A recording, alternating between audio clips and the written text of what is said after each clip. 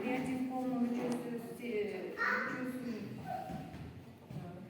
сезим шууласы, дил азыгы, ыр-шерегим өмүрүм, эл эстие китептеринин автору, куруучу, акын, окуучу, аткаруучу Жазымбек Атсалович менен тааныштырып болот элем.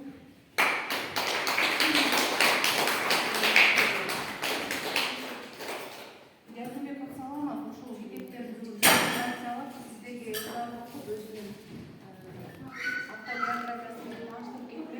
Андан кийин экинчи каралуучубуз биздин мектептеги ар кандай биринчи чейректик жыйынтыгы, андан кийин ар кандай маселелер каралат. Азыр сиздердин назарыңыздарда Жазымбек Атсалович өзүңүз улантып берсең